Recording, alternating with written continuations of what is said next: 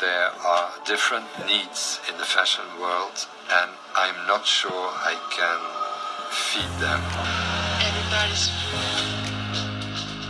Historia y moda es un recorrido por nuestra cultura, el arte, la economía, la política y los roles de género que han tejido nuestra sociedad desde la prehistoria hasta el día de hoy. Todo esto teniendo la moda como hilo conductor. Este es un viaje para quienes quieran conocer su pasado, entender su presente y escribir su futuro. Somos Diana y Ceci y te acompañaremos en este apasionante viaje. Bienvenidas y bienvenidos.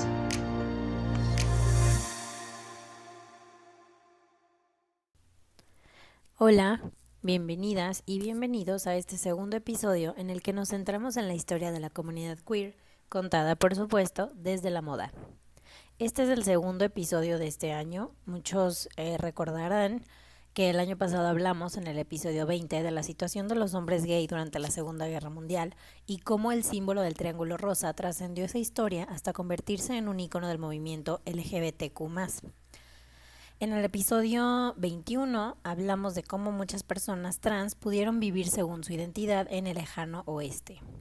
Si les interesa el tema, pueden ir a estos episodios para que amplíen su información acerca de la lucha por la que ha atravesado esta comunidad desde diferentes tiempos y lugares.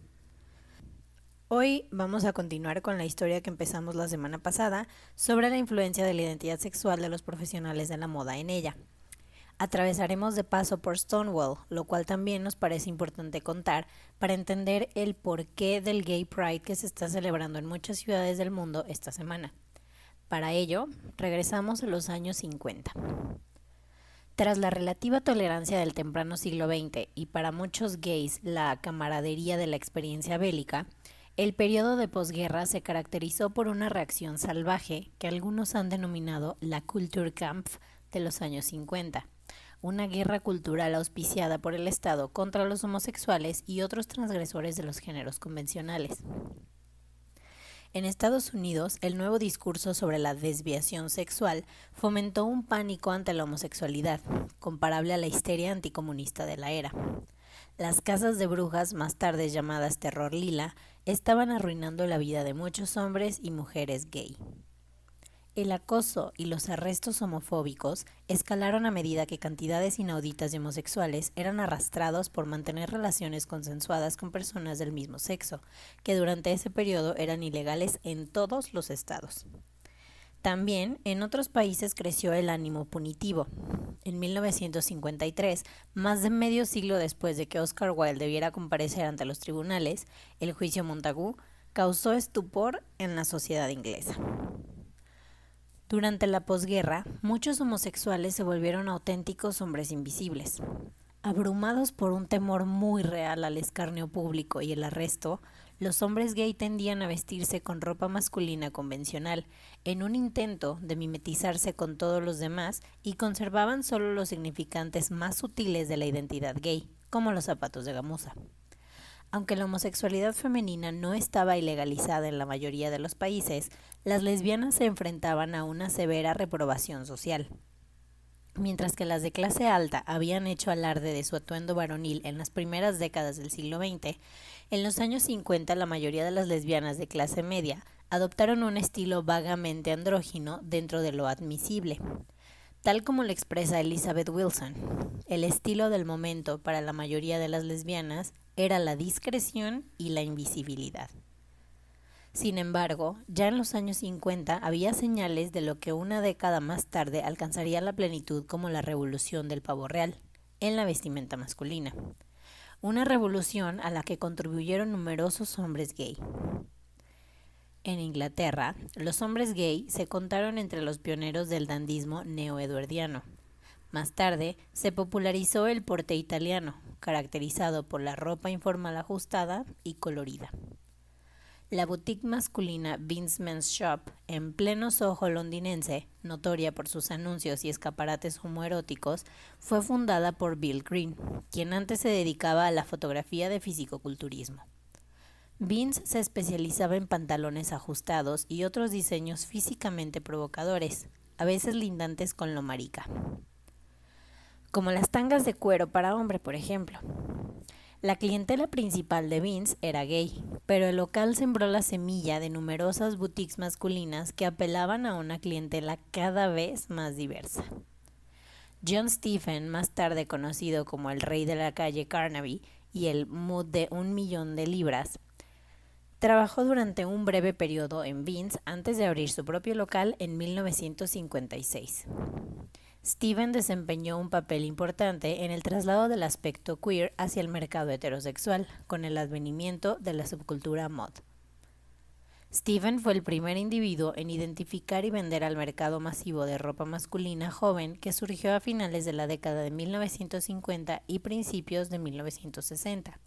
También fue el pionero de la alta rotación y el espíritu de moda desechable de operadores contemporáneos como Topman.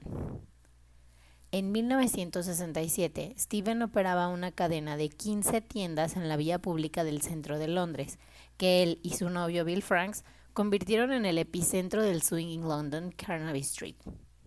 Él y Franks dejaron su huella pintando el exterior de amarillo canario y tocando música pop a todo volumen, mientras vendían tiradas cortas de diseños como jeans en varios colores, chaquetas simples de 3 botones sin forro, camisetas matelot de rayas, suéteres italianos, etc. Después del estilo mod, el movimiento contracultural hippie desdibujó aún más la línea divisoria entre gays y heteros. Cada vez más hombres de todas las orientaciones sexuales se vestían con prendas multicolores y ornamentales, además de dejarse el pelo largo, mientras que tanto los hombres como las mujeres adoptaban el estilo andrógino del blue jean y la camiseta. Algunos también incorporaron prendas unisex no occidentales como el caftán. La revolución del pavo real se produjo en un contexto de profundos cambios sociales y culturales. Las manifestaciones y los grupos de presión política a la larga comenzaron a redundar en avances legales de los derechos civiles para el colectivo gay. En 1967, en Gran Bretaña, la Ley de Delitos Sexuales discriminalizó el sexo consensuado entre hombres mayores de 21 años en ámbitos privados. La caza de brujas homofóbica de la posguerra también había inspirado la formación de organizaciones defensoras de la homosexualidad en Estados Unidos. Una de ellas era la Sociedad Mattachine, que se intersecta con la historia de la moda ya que fue fundada en Los Ángeles en 1950 por el comunista Harry Hay y el futuro diseñador de moda Rudy Garnier, del que hablamos hace poco en el episodio 59 y 66, por cierto. En su primera cita con Garnier, Hay le mostró el manifiesto que había confeccionado en aras de formar un grupo secreto para la liberación homosexual. De acuerdo con Hay, apenas terminó de leerlo, Garnier le dijo: Esto es lo más peligroso que leí en mi vida y estoy contigo en un 100%. Un año después, Garnier se trasladó a la costa este para trabajar en la 7ª Avenida neoyorquina. Aunque Hay trató de tranquilizarlo, diciéndole que sus colegas diseñadores eran todos gay, Garnier replicó: Son todos gay y sus empleadores y las personas que ponen el dinero no tienen idea y nunca deben enterarse. Aterrado ante la posibilidad del escarnio público y del fin de su carrera e incluso de la deportación, Garnier renunció a la Sociedad Mattachine en 1953 y no salió del closet hasta poco antes de su muerte. Pero Hay siempre creyó que la identidad sexual y el pensamiento político de Garnier habían influido en sus diseños. En calidad de hombre gay pensaba en las mujeres como agentes libres, no como objetos sexuales. La ropa debía realzar la libertad de las usuarias tal como ellas lo concibieran. Garnier sentía un especial interés por las posibilidades de las modas unisex y la liberación del cuerpo, que a su entender curarían a nuestra sociedad de su complejo sexual. En Nueva York, los disturbios de Stonewall se produjeron durante la madrugada de un día como hoy de 1969 y fueron un momento decisivo en la historia de los derechos gays y lesbianas. El 28 de junio de 1969, agentes de la Junta de Control de Bebidas Alcohólicas y del Departamento de Policía de New York ingresaron a The Stonewall Inn, un bar por la calle 53 Christopher Street, presuntamente en busca de violaciones de las leyes de control de bebidas alcohólicas. Se suponía que la noche iba a ser una redada de rutina, el tipo de cosa que frecuentemente marcaba la vida nocturna gay. Sin embargo, en esta noche las tensiones aumentaron y en lugar de desaparecer silenciosamente en la noche, clientes, espectadores, estudiantes, las muy abusadas drag queens y otros patrocinadores de Stonewall se defendieron ante una violenta reacción de la policía. Esa noche ha llegado a ser recordada como el catalizador del movimiento moderno por los derechos de gay y lesbianas. Exactamente un año más tarde, tuvo lugar la primera marcha del orgullo gay en Nueva York, Los Ángeles y Chicago. A medida que las personas LGBTQ+ reivindicaban sus derechos con creciente énfasis, las sexualidades divergentes encontraron mayor aceptación durante los años 70. Había más personas que llevaban una vida abiertamente gay y esa circunstancia se reflejó en la moda. Antes de Stonewall, los estilos más visibles de la homosexualidad habían sido, en grados variables, elegantes y afeminados. Ya se manifestaran como elegancia de clase alta, como marica, la estilización de la feminidad estereotípica, o como transvesti o drag. Siempre había habido queers masculinos y el estilo butch o macho era muy admirado, aunque a menudo se asociaba al comercio. Después de Stonewall emergió el clon como símbolo del homosexual machote moderno, rechazando la androginia contracultural para adaptar un cambio en una imagen idealizada de masculinidad obrera. Una nueva generación de hombres gay abrazó el estilo butch, transformándolo en un uniforme más estilizado.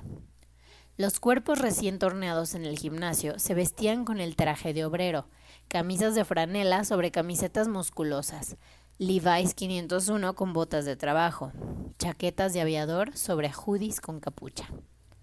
Muchos clones usaban chaqueta de cuero, pero algunos también adoptaron el equipo completo del cuero, el Leatherman, como porte y estilo de vida. En Estados Unidos, algunos hombres gay también desarrollaron un elaborado código sexual que involucraba llaves y pañuelos de colores. El estilo lésbico también evolucionó durante los años 70. En la era de la liberación femenina y la liberación gay, algunas lesbianas de clase media adoptaron los clásicos estilos butch y femme de los años 50. Otras rechazaron el butch femme debido a que lo consideraban una emulación de los roles masculino-femenino tradicionales en favor de una androginia antimoda. Este era un estilo con predominio de componentes masculinos: jeans overoles, camisas de franela, sandalias Birkenstock, gorra de canillita, y radicalmente feminista en su rechazo de los cosméticos, las piernas depiladas y otras capitulaciones ante el capitalismo y el patriarcado. En vista de que la androginia dominaba la moda femenina de los años 70, los componentes básicos del estilo lésbico no divergían de la moda convencional, aunque el estilo de presentación era a menudo distinguible a simple vista. En las décadas de 1980 y 1990, el estilo lésbico se diversificó bajo el impacto de las subculturas, como el punk, y la evolución de discursos en el interior de la comunidad lesbiana, que comenzaron a exponer el carácter construido del aspecto natural. Las lesbianas más jóvenes y las lesbianas negras proclamaron su espectro creciente de estilos sexuales. La aparición de la lesbiana lipstick fue controvertida en ese primer momento, pero indicó una disposición a trascender los viejos estilos butch femme o feministas radicales. La frase lesbian chic incluso se popularizó a principios del siglo XXI, aunque algunas mujeres se quejaban de que solo un determinado tipo de lesbiana joven, delgada, levemente varonil, resultaba aceptable para la sociedad mayoritaria. La música popular de la era post-Stonewall ha reflejado reiteradamente la influencia de los estilos gay, como el disco, el glam, rock y el punk. Los aspectos gay del disco y el glam rock han salido a la luz hace tiempo, pero pocos saben que el punk también tuvo un significativo componente gay. De hecho, a raíz de su deliberada asociación a las sexualidades desviadas, el punk fue desde sus inicios un estilo relevante para la juventud LGBTQ+. Los miembros de ambos sexos exploraban los temas de la ambigüedad sexual y la confusión de género a través de la ornamentación corporal, y la naturaleza asexual que caracteriza a gran parte del estilo punk trastocó aún más las ideas convencionales que regían las manifestaciones de la masculinidad y la femineidad. Simon Doonan, por ejemplo, compró y usó un conjunto punk de Vivienne Westwood y Malcolm McLaren, que consistía en una falda kilt tableada sobre calzas al tono, acompañada de una camiseta punk y botas Dr. Martens. La homosexualidad desempeñó un papel muy importante en la ideología punk inicial. El Local Sex de Westwood se basaba en la idea de sacar los tabúes del closet a la calle. El vendedor que atendía en Sex era un queer declarado. Entre las primeras camisetas que vendieron está la de los dos cowboys y la del basquetbolista negro desnudo. Hubo gente arrestada, de hecho, por vestirse así. Para cuando el punk se definió alrededor de 1976, ese estilo ya era un uniforme. Lo usaba todo el mundo, no solo los queers y los estudiantes de arte. Hacia 1977, el punk ya se había vuelto prepotente y masivo. Y entonces, los queer lo dejaron atrás para pasarse al new wave o el punk gótico. Hacia la década del 80, el punk gay y lésbico había evolucionado hacia la música queercore con bandas como Pansy Division.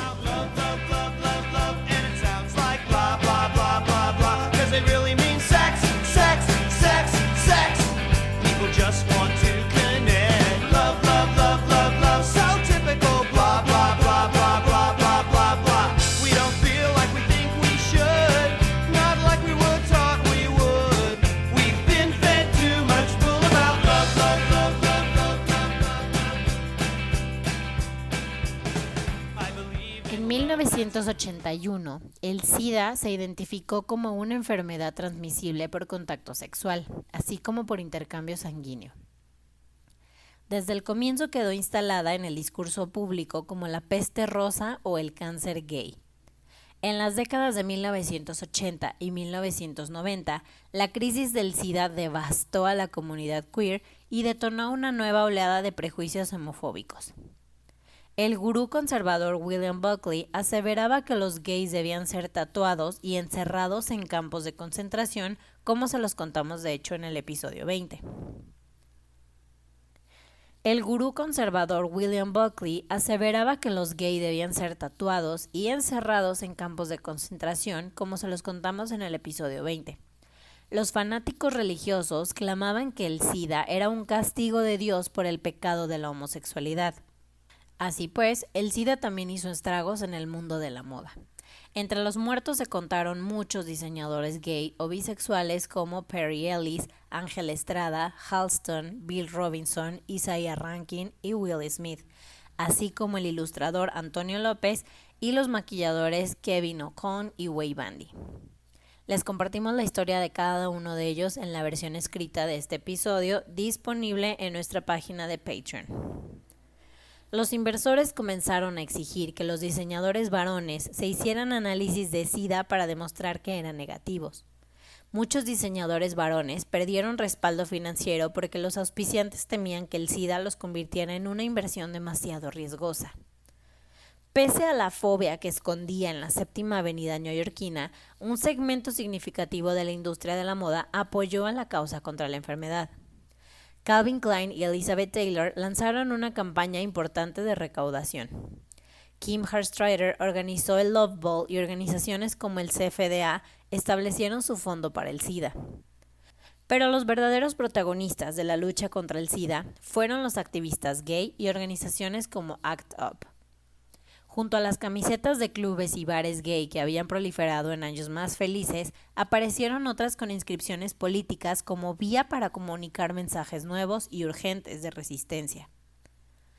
La moda se trata de la autoexpresión. Es dónde decir quién eres y lo que representas, y usar la ropa que lo respalda no solo es aceptable, sino que se alienta. Si bien las etiquetas que uno elige usar pueden hacer eso implícitamente, una camiseta con eslogan lo explica literalmente, por ejemplo. En el 2015, Levi's lanzó su segunda colección, Pride. La colaboración con Stonewall Community Foundation, que recibió una parte de las ventas, incluía camisetas con la bandera del arco iris que dicen Stonewall Levi's y una cronología de los derechos de los homosexuales impresa en la parte posterior de los chalecos. El motivo del arco iris, apenas sutil pero ciertamente reconocible, continuó en pantalones cortos, gorras y chaquetas de mezclilla con parches. La línea de ropa reflejaba el tipo de ropa que los activistas habrían usado en las manifestaciones de 1969. Otras marcas sacaron versiones más audaces de moda para el consumidor LGBTQ+. Opening Ceremony colaboró con una asociación de concienciación sobre el SIDA, ACT UP, en camisetas con el eslogan Silencio igual a muerte en 2013. La colección Freedom de Ollie Henderson incluyó camisetas que decían: a algunos chicos les encantan las pollas y a algunas chicas les encantan los coños. Un poco más explícito entonces, pero como ha dicho Henderson, abierto a todos. Sus camisetas, las que hizo para House of Riot, están diseñadas para ser usadas por cualquier persona que quisiera expresar su solidaridad con la lucha de cualquiera cuya libertad esté restringida. Tal vez prendas como esta sirvan para iniciar una conversación, ya sea repasando la historia de la cultura gay o yendo directamente al grano, como ocurre con las camisetas de Henderson. Hacer que los problemas sean innegablemente visibles es el poder de la camiseta con eslogan. Esta prenda, la camiseta o playera, se convirtió en una valla publicitaria para que la gente luche contra el gobierno, para aumentar la conciencia, para continuar creando conciencia, para realmente ponerse en medio de ese momento tan aterrador en nuestra cultura, cuando la gente realmente no sabía cómo reaccionar ante el SIDA, qué era el SIDA, cómo se transmitía o de dónde venía. El momento es importante en parte porque fue una ruptura más con los matices y la sutileza de la moda queer de mediados de siglo. Es decir, ya no era sutil, estaba in your face. Era gente realmente tomando y usando la moda para empoderar sus puntos de vista políticos, para decir, sin abrir la boca, lo que pensaban. Ya no se trataba de códigos, era un mensaje muy directo y que no requería una explicación. Desde la última parte de la década de 1980 hasta la fecha, la moda queer no se retira de esta audacia directa. Continúa basándose en historias pasadas de transgresión de las normas de género, de hipermasculinidad y alta feminidad, pero también se mueve en nuevas direcciones y experimenta con nuevas yuxtaposiciones. La moda es política, y para las comunidades LGBTQ+, su estilo es un acto de amor propio y autoafirmación, así como un acto de desafío y una herramienta importantísima en su liberación. El movimiento Stonewall continúa. La moda queer, incluso en estos tiempos, no es frívola ni intrascendente. Era, y sigue siendo, una forma de resistencia directa. ¿De qué forma utilizan ustedes la moda para afirmar y defender su identidad? La verdad nos encantaría escuchar y leer sus propias historias también. Esperamos que les haya gustado este episodio, dedicado con mucho cariño a nuestros amigos, amigas, colegas y familiares que a su causa de identidad sexual han pasado o están pasando por duras batallas personales. Esta historia es como la suya. Se tiene que seguir contando y escribiendo hasta que tenga un final feliz para todos. Los invitamos a que nos sigan en nuestro Instagram, historia y moda_, ya que esta semana tendremos un live en el que hablaremos de cómo las generaciones Millennial y Z generan moda a través de una narrativa gay, queer, LGBT+, y la libertad sexual. Muchísimas gracias por escucharnos. Si les gustó este episodio, por favor compártanlo con sus comunidades, grupos, movimientos, familia, amigos, amigas, y no olviden que pueden apoyar este proyecto a través de nuestra página de Patreon, donde encontrarán contenido exclusivo para nuestros mecenas. Los esperamos la próxima semana con más moda e historia. ¡Chao!